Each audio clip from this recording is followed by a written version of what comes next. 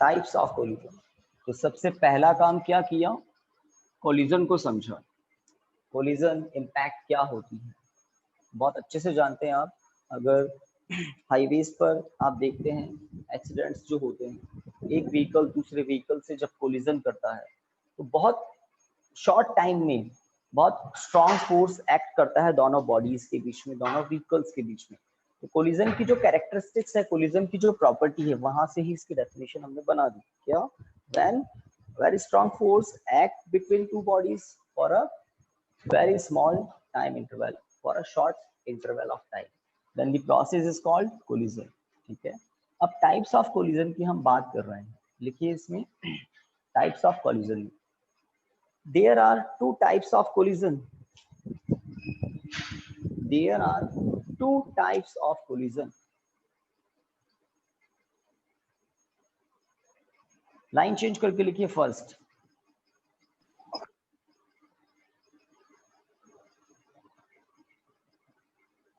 Elastic collision, पहले elastic collision, फिर second number पर इन इलास्टिक की बात करेंगे।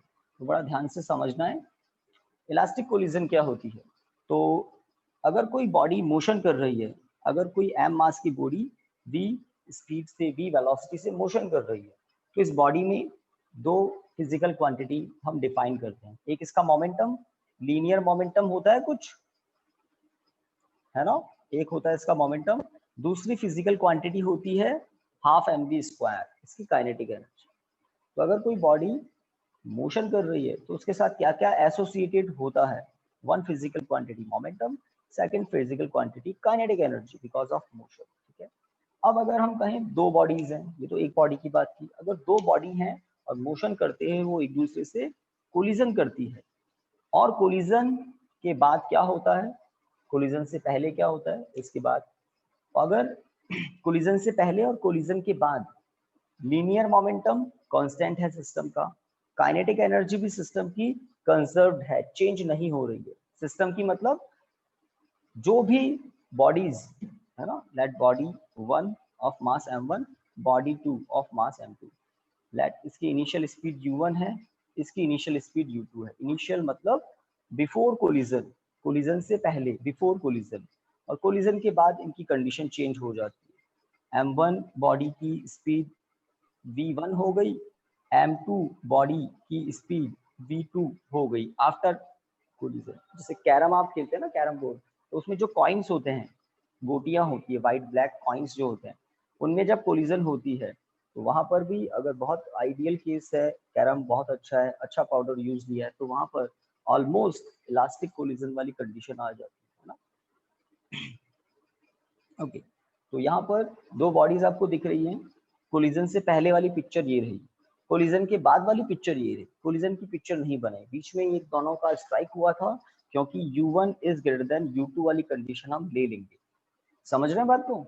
u1 is greater than u2 होगा तो कोलिजन होगी ना, एक के पीछे एक जा रही है बॉडीज। आवाज आ जाए कुछ की, ताकि मुझे पता लग जाए आपको सुनाई दे रहा है, दिखाई दे रहा है ना। तो इन दोनों के बीच में आगे जाकर कोलिजन हुई होगी, और कोलिजन के बाद क्या हो गया, कोलिजन के बाद पिक्चर चेंज हो गई, v2 is greater than v1 हो गया। तो बस आगे वाली बॉडी और ज्यादा स्पीड से आगे जा रही है, पीछे वाली अब पीछे ही रह जाएगी, सिस्टम चेंज हो गया बिफोर कोलिजन। तो ये है आफ्टर कोलिजन, ये है बिफोर कोलिजन। तो इलास्टिक कोलिजन की डेफिनेशन में हम क्या कहेंगे, if in collision the linear momentum of the system and the kinetic energy of the system before collision, after collision remains constant, then the collision is called elastic collision। तो दोनों physical quantities, system का linear momentum, system की kinetic energy, collision से पहले collision के बाद में अगर चेंज नहीं होते हैं तो हम कोलिजन को कैसा कहते हैं, इलास्टिक। लिखिए definition, the collision in which the collision in which the collision in which linear momentum and kinetic energy, the collision in which linear momentum and kinetic energy, linear momentum and kinetic energy of the system remains same, जल्दी कीजिए, remains same before and after, before and after the collision, remains same before and after the collision. Then the collision is called, then the collision is called elastic collision. Then the collision is called elastic collision. Then the collision is called elastic collision. देखो elastic collision ये जो हमारे elementary particles होते हैं, proton proton, electron electron, ना alpha particles, तो इन elementary particles के बीच का कोलिजन आइडियल इलास्टिक कोलिजन होता है ना। अगर दो अल्फा पार्टिकल्स है ना एक दूसरे से कोलाइड करते हैं तो एक्चुअल में वो एक दूसरे को कांटेक्ट भी नहीं करते हैं, इलेक्ट्रोस्टैटिक रिपल्शन फोर्स से वो एस्केप कर जाते हैं, एनर्जी कंजर्व रहती है, लीनियर मोमेंटम कंजर्व रहता है before after collision, elastic collision होता है। ठीक है, नेक्स्ट सेकंड नंबर पर लिखिए in elastic collision.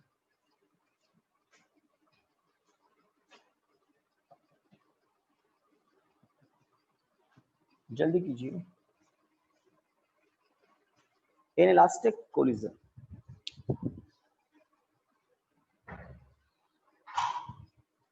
In elastic collision. तो इलास्टिक समझ लिया, तो इन इलास्टिक अब थोड़ा कंपैरेटिवली इजी। तो इन इलास्टिक में लीनियर मोमेंटम, काइनेटिक एनर्जी, इन दोनों में से एक तो कंजर्व रहता है, सेम रहता है, और दूसरा नहीं रहता है। कुल मिलाकर सीधी सी बात कहें तो इन इलास्टिक कोलिजन में एनर्जी का लॉस होता है, लीनियर मोमेंटम तो हमेशा कंजर्व रहता है। ठीक है, देखिए the collision in which linear momentum of the system remains same, linear momentum of the system remains same, linear momentum of the system remains same before and after collision, before and after collision, but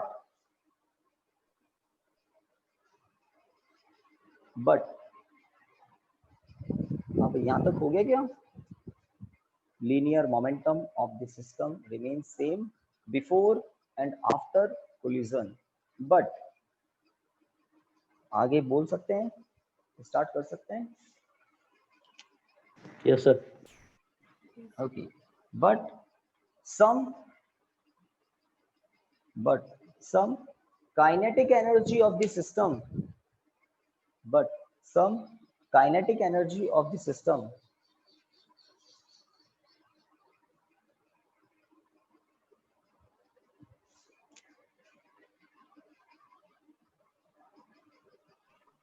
reduces, but some kinetic energy of the system reduces after the collision, reduces after the collision, after the collision।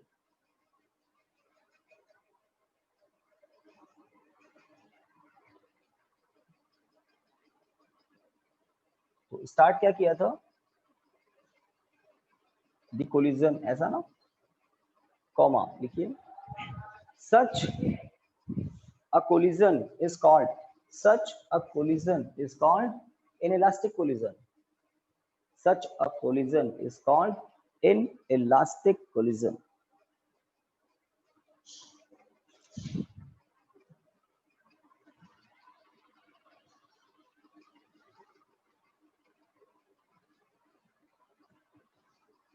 तो collision की definition हो गई, collision के दोनों type पता लग जाएं, किस बेसिस पर? अगर काइनेटिक एनर्जी कंजर्व है, लीनियर मोमेंटम तो दोनों में ही कंजर्व है, अगर काइनेटिक एनर्जी कंजर्व है तो इलास्टिक, और अगर काइनेटिक एनर्जी कंजर्व नहीं है, लॉस हो रही है, रिड्यूस हो रही है, तो इनइलास्टिक। ठीक है, तो नेक्स्ट हेडिंग आपको लिखना है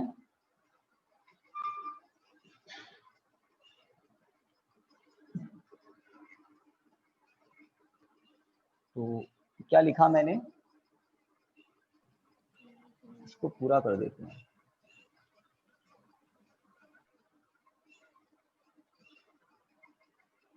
इलास्टिक कोलिजन इन 1D, 1 dimension.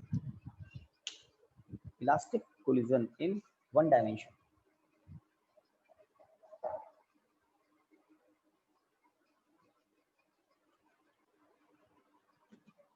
बताएं, हेडिंग तो लिख लिया?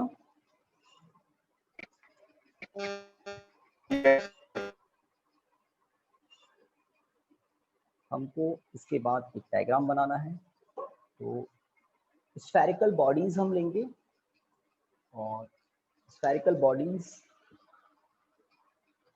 Of mass m1 end of mass m2। पहले डायग्राम देख लें। बिफोर कोलिजन, कोलिजन से पहले इन बॉडीज की कुछ वेलोसिटी है u1 u2, initial velocity before collision, और एक बीच में इंस्टेंट जब ये दोनों बॉडीज एक दूसरे से कोलिजन कर रही है, m1 बॉडी m2 बॉडी। यहाँ पर हम स्पीड नहीं दिखाते हैं, यहाँ पर एनर्जी का एक्सचेंज होता है, तो इसलिए हम इस मोमेंट पर बॉडीज की वेलोसिटी शो नहीं करते। आफ्टर कोलिजन है ना, यहाँ पर कहीं। तो इस डायग्राम को मैं थोड़ा सा लेफ्ट से स्टार्ट करूंगा तो बेटर रहेगा। आप लोग भी स्टार्ट कर सकते हैं। A body of mass m1 moving with initial velocity u1, another body of mass m2 moving with initial velocity u2. At any instant, they collide with each other, m1, m2. After collision, first body of mass m1 moving with velocity v1 and the second body of mass m2 moving with velocity v2. तो ठीक है, बनाइए।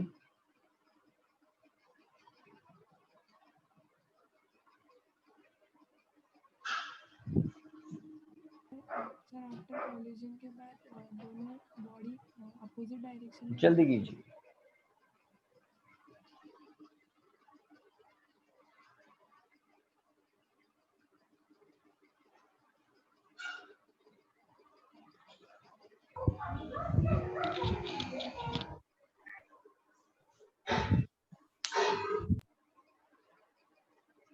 ये आवाज आ रही है।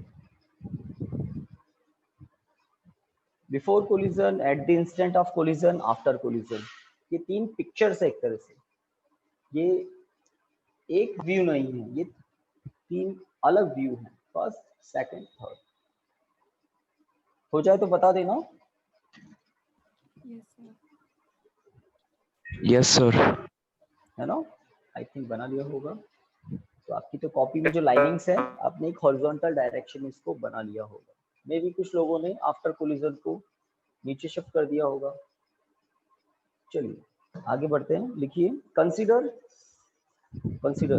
Two bodies of mass m1 and m2। फटाफट लिखिए, consider two bodies of mass m1 and m2,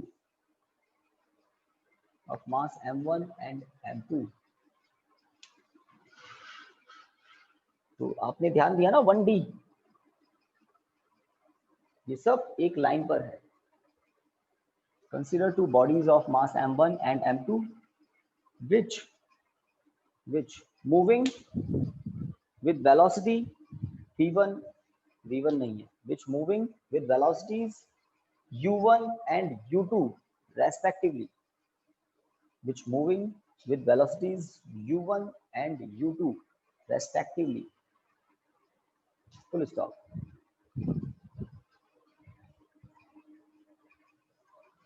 तो ये बात हो गई बिफोर कोलिजन की, ठीक है। देखिए, after the collision,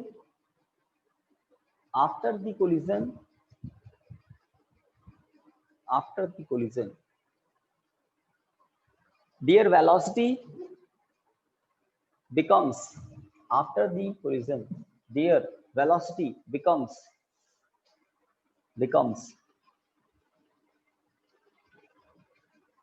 v1 and v2 respectively, V1 and V2 respectively as shown in figure. V1 and V2 respectively as shown in figure. तो टॉपिक इंटरेस्टिंग है, बड़ा है, और जब कंप्लीट होगा इसके स्पेशल केसेस आएंगे तो बहुत इंटरेस्टिंग बातें पता चलेगी। कुछ हमारे डेली लाइफ में भी कुछ ऐसा होता है, वो सब पता लगेगा।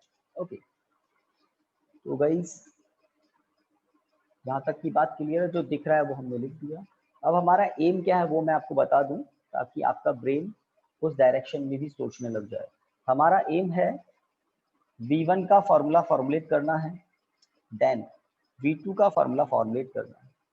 आफ्टर कोलिजन फर्स्ट बॉडी की वेलोसिटी कितनी होगी, हम फॉर्मूला फॉर्मुलेट करेंगे, और जो फॉर्मूला हम फॉर्मुलेट करेंगे वो होगा in terms of m1 m2 u1 u2। तो आप समझ लें ये जो पिक्चर है ये है गिवन पिक्चर। दो बॉडीज, आपको पता है कौन कौन सी बॉडीज, कितने मास की बॉडीज हैं, कितनी वेलोसिटी से किस डायरेक्शन में जा रही है। अब कोलिजन के बाद क्या होगा वो हम फॉर्मूला फॉर्मुलेट करके बता सकते हैं कि इतनी स्पीड इतनी बॉडी की होगी, इस बॉडी की स्पीड इतनी होगी, वेलोसिटी इतनी। तो एम क्लियर कर दिया मैंने, हमें V1 का फॉर्मूला फॉर्मुलेट करना है, देन V2 का in terms of m1 m2 u1 u2। तो m1 m2 u1 u2 given physical quantities हैं इस टॉपिक के लिए। आगे बढ़ते हैं, लाइन चेंज करके लिखिए, फ्रॉम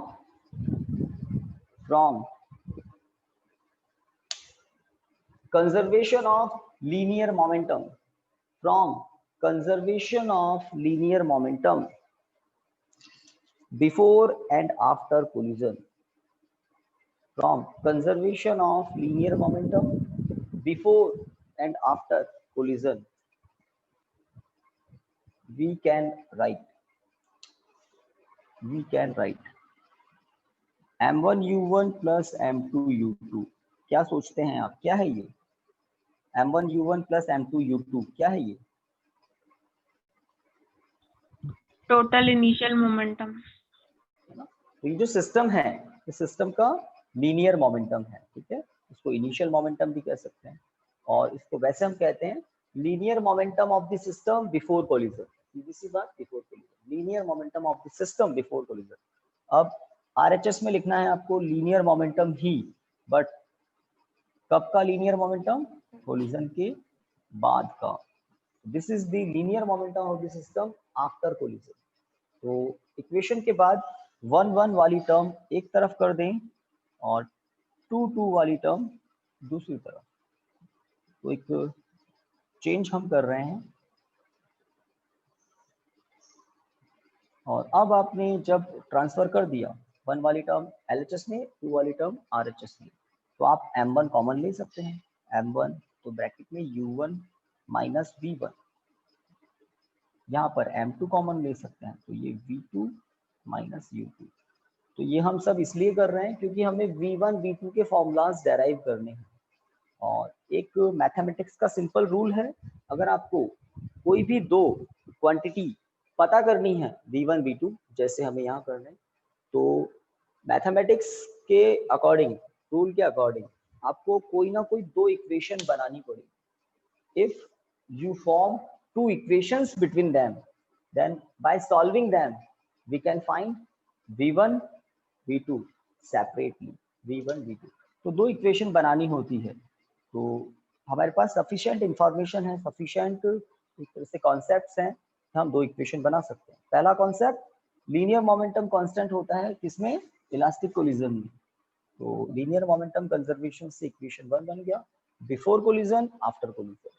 काइनेटिक एनर्जी वाले कॉन्सेप्ट से एक और इक्वेशन बनाएंगे और उनको सॉल्व करेंगे और v1 v2 का फॉर्मूला फॉर्मुलेट करेंगे। तो याद रह जाएगा, start from conservation of linear momentum before and after collision. अब काइनेटिक एनर्जी की बात करते हैं। इक्वेशन 1 के बाद लिखिए, तो यहाँ पर क्या लिखा था मुझे बताइए, लिखा था ना, क्या लिखा था, फ्रॉम, यस सर, कुछ बोले, from conservation of linear momentum। Okay, तो लिखिए इक्वेशन 1 के नीचे, from conservation of kinetic energy from conservation of kinetic energy before and after collision. Before and after collision.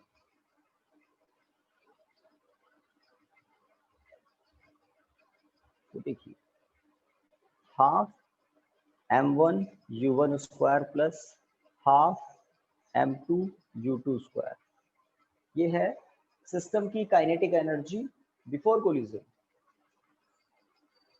Half m1 v1 square plus half m2 v2 square.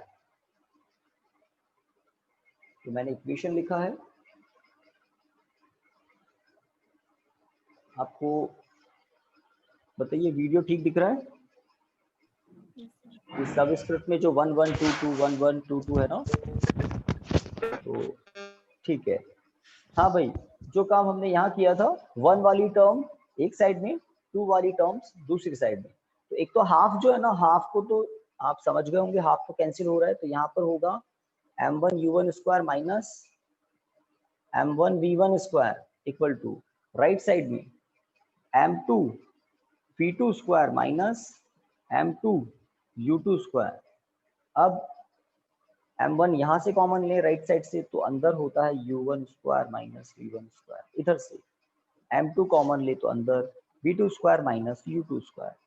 एक formula होता है a plus B a minus B का, तो हमारा equation 2 बनने वाला है u1 plus v1 u1 minus v1. यहाँ से m2 जो फॉर्मूला बनेगा वो होगा v2 प्लस u2. ठीक बात, v2 minus u2. This is our equation 2. Sir वो वहाँ पे m1 आएगा है ना, तो चेक कर लें. हमने 1 वाली टर्म 2 वाली टर्म सेपरेट की, कॉमन लिया, फॉर्मूला अप्लाई किया. सबसे पहले 1/2 1/2 1/2 सारे कैंसिल हो गए. अब आगे बढ़ते हैं. तो पहले यहाँ तक हो जाए तो कुछ लोग बता देना.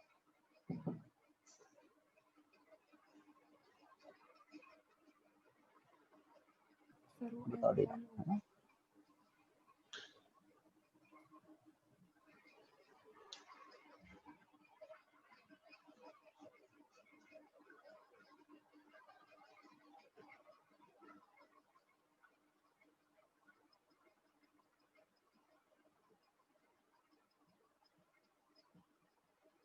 तो क्या करना है, अब समझ रहे हैं क्या करना है, क्या लिखा मैंने? On dividing equation 2 by equation 1. तो 2 को डिवाइड करना है 1 से. तो स्टार्ट करते हैं काम. तो m2 u1 plus v1 u1 minus v1 upon, तो इक्वेशंस को डिवाइड करने का सीधा सा मेथड है, LHS को LHS से डिवाइड करेंगे, RHS को RHS से डिवाइड करेंगे. ये मैंने LHS का डिवाइड लिख दिया. अब इक्वेशन 2 के RHS को इक्वेशन 1 के RHS से डिवाइड करेंगे. v2 plus u2 v2 minus u2 upon m2 v2 minus u2. काफी कुछ कैंसिल होता हुआ दिख रहा है गाइस, बता दें क्या? यहाँ पर कुछ गड़बड़ दिख रही है आपको? सर वो m1 होगा. यहाँ पर कुछ गड़बड़ दिख रही है? यहाँ पर m1 होगा. बोला यस नहीं सर, किसी M1 होगा. ये m1 है ना, तो ये m1 ही होगा. m1 मतलब m1 m2 नहीं होगा. चलिए, तो ये छोटी सी बात, यहाँ 1 है, यहाँ पर भी 1, करेक्शन कर लेना. तो अब आगे की बात करते हैं. काफी कुछ कैंसिल हो रहा है, जैसे u1 minus v1 u1 minus v1, m1 से m1 कैंसिल. RHS में देखें v2 minus u2 v2 minus u2, और ये m2 से m2 कैंसिल. तो रिमेनिंग क्या बचा उनको देखते हैं. तो यहाँ से u1 प्लस v1, यहाँ से v2 प्लस u2, ये रहा, है ना. अगर मैं V1 का फॉर्मूला पहले पता करना चाहता हूं, V1 का, तो मैं थर्ड इक्वेशन ये बनाऊंगा। क्या बनाऊंगा? V2 equal to U1 plus V1 minus U2 equation 3। Third equation को देखकर यस नो बताएं, V2 इक्वल टू करेक्ट है क्या? V2 इक्वल टू करेक्ट है क्या?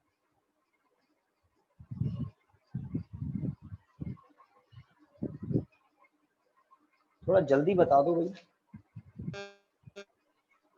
इसके बाद ये तो इक्वेशन थर्ड को यूज लेंगे अभी हम आगे। हमें क्या करना है वापस याद दिला दूं, after collision V1 after collision V2 इन दोनों के फॉर्मूलाज फॉर्मुलेट करने हैं in terms of U1 U2 M1 M2। अभी फॉर्मूला नहीं आया है, अभी तो प्रोसेस चल रहा है। इस V2 की वैल्यू को मैं अगर इक्वेशन 1 में पुट कर दूं तो हमें V1 मिलेगा, पहला रिजल्ट मिल जाएगा। तो जानबूझकर मैंने V2 पता किया है ताकि इक्वेशन 1 में V2 दिखाई नहीं दे, बस V1 ही V1 दिखाई दे। चलिए स्टार्ट करते हैं by using equation 3 in equation 1।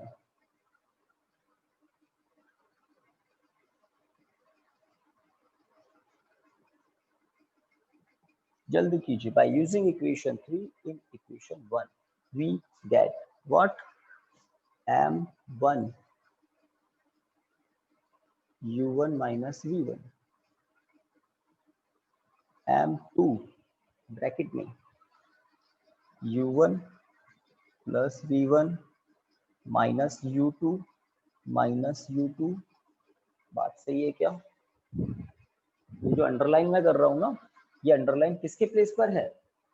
V2 के प्लेस पर इक्वेशन 3 से जो वैल्यू पुट की है। तो इक्वेशन 1 को देखें, LHS ऐसा का ऐसा, RHS में V2 के प्लेस पर इक्वेशन 3 की वैल्यू आ चुकी है। प्रोग्राम स्टार्ट करें, M1 को अंदर प्रोडक्ट करें, तो M1 U1 minus M1 V1 equal to M2 U1 plus M2 V1 minus 2 M2 U2। बताइए कुछ गड़बड़ तो नहीं की?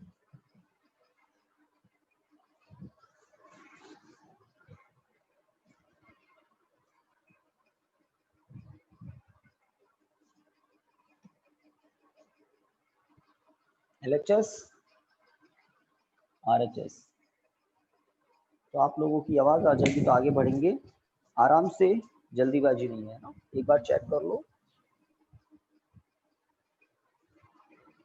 तो इक्वेशन 3 से 1 में वैल्यू पुट की, थोड़ा सॉल्व किया।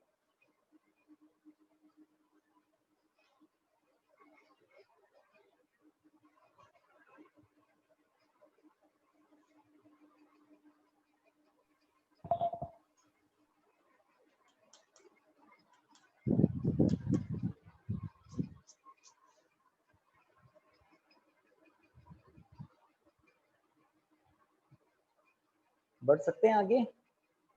Yes, sir. तो आगे बढ़ने का रास्ता कैसे पता लगता है? एम से। हमारा एम क्या है? V1 पता करना, देन V2 पता करना। तो यहाँ पर जो LHS RHS हैं उसमें आप देखें V1 आपको कहाँ कहाँ दिख रहा है। दो जगह मैंने अंडरलाइन किया, यहाँ V1 दिख रहा है, यहाँ V1 दिख रहा है। तो मैं क्या करता हूँ, M2 V1 plus M1 V1 है ना। तो इस टर्म को अगर मैं LHS में ले आऊं, इस टर्म को LHS से RHS में ले आऊं, बस हो गया। देख रहे हैं ना। बाकी जो भी है, जैसे ये वाली टर्म है, ये वाली टर्म, इनको साइड चेंज कर दें। साइड चेंज करते ही आपको पता है साइन चेंज हो जाएगा। तो यहाँ पर M1 U1 minus M2 U1 plus 2 M2 U2। थोड़ा सा इसको भी चेक कर लो। जिनको अंडरलाइन किया है इसको तो नहीं करते, इसको अंडरलाइन किया है, इसको मैंने ट्रांसफर करके यहाँ पहुंचा। और जिन पर राइट लगाया है उनको मैंने साइड चेंज करके दूसरी साइड में पहुंचा दिया, जिन पर कोई अंडरलाइन कोई साइड चेंज नहीं की है।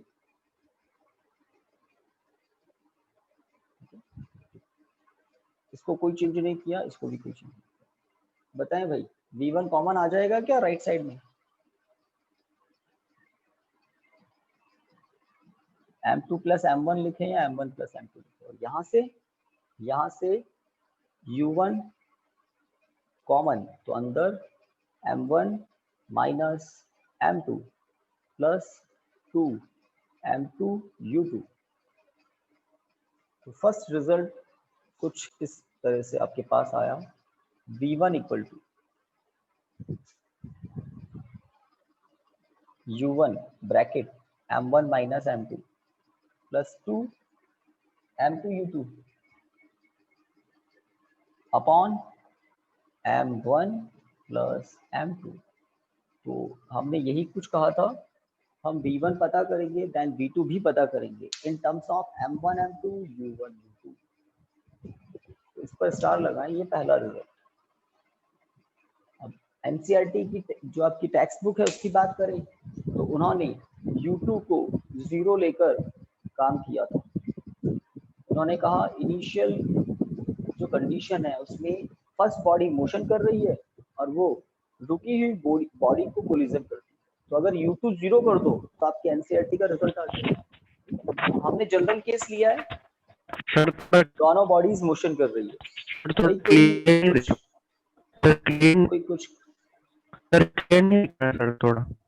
क्लीन नहीं दिख रहा है तो आपको नेटवर्क का, हाँ मैं तो समझ गया, सुनो मेरी बात सुन लो। क्लीन नहीं दिख रहा है तो आपके वहां नेटवर्क वीक है, हमारे यहाँ 100% नेटवर्क फर्स्ट क्लास है। बाकी लोगों से पूछ सकते हो आप जिनके सही चल रहा है। नहीं सर, बाकी नहीं लोग बता भी दो, परफेक्ट चल रहा है मुझे पता लग जाता है यहाँ से। सही है सर। जिनके इंडिविजुअल नेटवर्क इशू है उसका यहाँ से हम कुछ भी नहीं कर सकते। तो हाँ, अब वापस टॉपिक पर आ जाते हैं। एक इम्पॉर्टेंट बात बोल रहा था, एनसीईआरटी में U2 को इनिशियल जो स्पीड है सेकंड बॉडी की उसको 0 कर दिया था, 0 किया हुआ है। तो आपका फॉर्मूला थोड़ा सा, तो हमारा जो फॉर्मूला है ये जनरल फॉर्मूला है, आइडियल फॉर्मूला है। इस पर आप स्पेशल केसेस अप्लाई करेंगे तो आपके एनसीईआरटी के रिजल्ट्स आ जाएंगे। हाँ भाई, नेक्स्ट अब क्या करना है गाइस बताइए? इसका नंबर लेना है, इसका भी तो फॉर्मूला लाना है। Yes. तो ट्रिक भी है और पूरा का पूरा मेथड भी है। ट्रिक ये है कि अगर V2 का फॉर्मूला लिखना है तो जहां जहां 1 है वहां 2 कर दो, जहां 2 है वहां 1 कर दो, V2 का फॉर्मूला आ जाएगा। तो ये तो ट्रिक है। मेथड क्या है? ये जो V1 का फॉर्मूला आपके सामने है, इस V1 के रिजल्ट को आप इक्वेशन 3 में यूज ले लो। 3 दिख रहा है ना गाइस? तो हम ट्रिक तो बाद में बात करेंगे, अभी तो मेथड की बात करते हैं। लिखिए, by using this value of V1 in equation 3, by using this value of V1 in equation 3,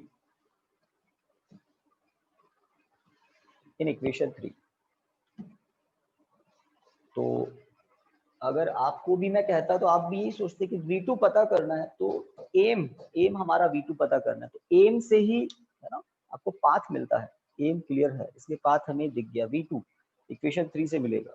तो V2 इक्वल टू ब्रैकेट है U1 प्लस, अब V1 क्या है तो वो आपका ये एक्सप्रेशन है बड़ा सा,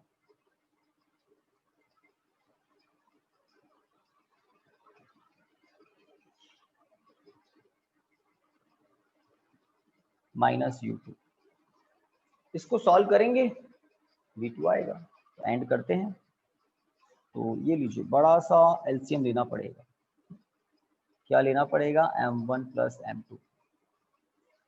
तो इस U1 के प्लेस पर क्या आएगा? तो आएगा M1 U1 plus M2 U1 plus M1 U1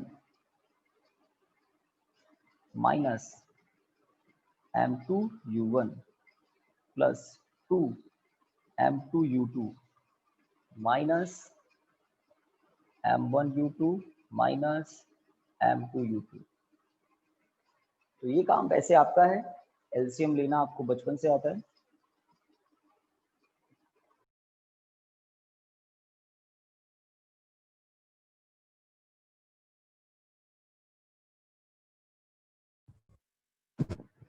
कहीं कुछ मिस्टेक हो तो बताएं।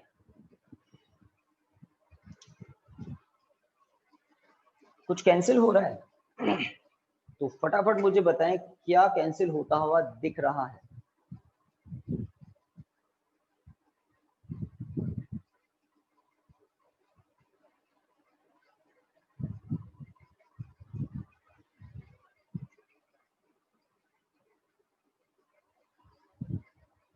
टू m2u2 पॉजिटिव है, m2u2 नेगेटिव है। एक बार